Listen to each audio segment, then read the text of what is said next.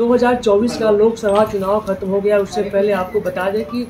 रामविलास पासवान यानी कि लोक जनशक्ति पार्टी चिराग पासवान को 5 सीट बिहार में मिला था और उन्होंने हैट्रिक मारते हुए 5 का 5 निकाल लिया। वही उनके चाचा पशुपति कुमार पारस, जिनकी पार्टी है राष्ट्रीय लोक जनशक्ति पार्टी, उनके राष्ट्रीय प्रवक्ता है देवजानी मित्रा जी। उनसे बात करेंगे कि मैम, जिस तरीके से कयास लगाया जा रहा था कि पशुपति कुमार पारस जी को भी राज्यसभा भेजा जाएगा, लेकिन अब बीजेपी जो है उपेंद्र कुशवाहा को राज्यसभा भेजा है, तो अब कहीं ना कहीं आपकी पार्टी के अस्तित्व खतरे आ गई है?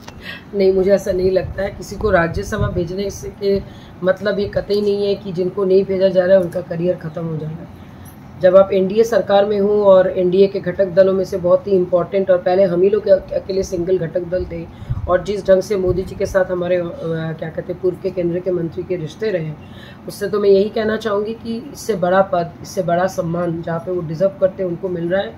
हमारे पास तो हम सबको तो यही पता है कि भाई वो बहुत जल्द गवर्नर बन रहे हैं और हम लोग इंतज़ार कर रहे हैं उस सुनहरे अवसर का जब हम लोग ये सेलिब्रेट कर पाए। मैम, 13 जुलाई को जो है कहा गया, अल्टीमेटम दिया गया कि बंगला खाली करना है राष्ट्रीय लोक जनशक्ति पार्टी कार्यालय के, और एक तरफ जो है जिस तरीके से कयास लगाया जाए कि कुमार पशुपति जो है उनको कोई अच्छे पद दिया जाएगा, न उनको कोई पद मिल पाया अब तक, और न ही जो बंगले की जो बात हो रही थी बंगले भी खाली कराया जा रहा है। देखिए, एक बंगला खाली करके बड़े बंगले की जाने की तैयारी भी हो सकता है, और एक कहावत ये भी है कि नेगेटिव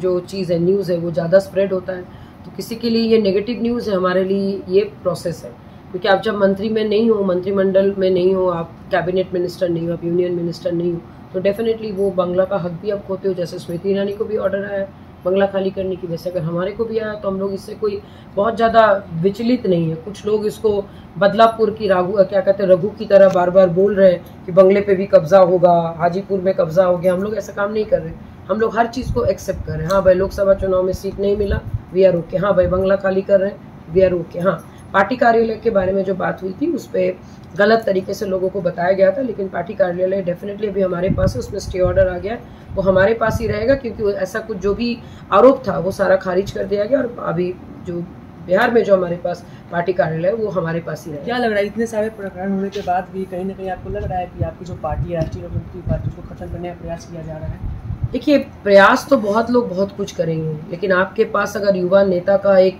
भरपूर समूह और पढ़े लिखे युवा नेताओं का समूह हो, चाहे वो यशराज पासवान जी हो जो हमारे पूर्व के मंत्री के बेटे हैं, चाहे प्रिंस राज जी हो या फिर कृष्ण राज जी हो, और साथ में ऐसे बहुत सारे कार्यकर्ता जो शुरुआत के दिनों से, जो स्वर्गीय श्री रामविलास पासवान जी के दिनों से उनके साथ है, तो मुझे नहीं लगता है कि किसी का भी गलत सोच या इविल थॉट भी पार्टी का कोई नुकसान कर सकता है। बाकी कुछ लोग रहेंगे, कुछ लोग जाएंगे, कुछ लोग फिर आएंगे, फिर जाएंगे, वो आना जाना तो चलते रहेगा, लेकिन पार्टी वही है, वही रहेगा और आगे बढ़ेगा। पार्टी अभी भी एनडीए के साथ, लेकिन वर्तमान में अभी पार्टी कहाँ पे है, किस पोजीशन पे है? पार्टी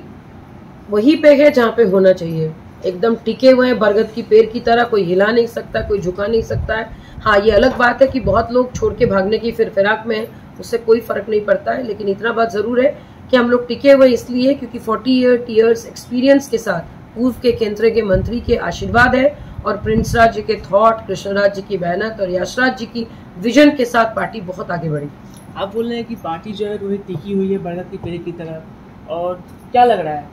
क्या कुछ मैसेज है पार्टी की तरफ से कि पार्टी की तरफ से यही मैसेज है पारस है जो उनको कहीं कुछ बनाया जा सकता है? देखिए, मैंने आपको पहले कहा था ना कि बहुत जल्द आप लोगों के पास ये खबर आएगा कि वो गवर्नर की कुर्सी संभाल रहे हैं और पार्टी और आगे बढ़ रही है। हम तो बस यही कहना चाहेंगे, जिनको लगता है कि पार्टी खत्म हो गया, उन सबको मैं यही कहना चाहती हूँ कि वक्त बदलते देर नहीं लगता। इसलिए जो भी अभी खुशियाँ मना रहे कि पार्टी डूब गई और बदलापुर की रघु की तरह चिल्ला चिल्ला के बोल रहे बदला ले लिए, बदला ले लिए, उन सबको मैं बोलना चाहती हूँ, बदला वही लेते हैं जो बदले के रुख से आते हैं। हम तो किसी से बदला लेना ही नहीं चाहते, हम तो बिहार की जनता के साथ हैं, उनके साथ काम करना चाहते हैं और बिहार का भला देखना चाहते हैं, और डेफिनेटली बिहारी फर्स्ट इम्प्लीमेंट होते हुए देखना चाहते हैं, जिसके बदौलत, जिसके बलबूते पर 5 सीट जीतकर आज वो केंद्र के मंत्री हैं। तो ये थे हमारे साथ राष्ट्रीय लोक जनशक्ति पार्टी के राष्ट्रीय प्रवक्ता देवजानी मित्रा जी। रोशन कुमार, राष्ट्रीय सागर, पटना।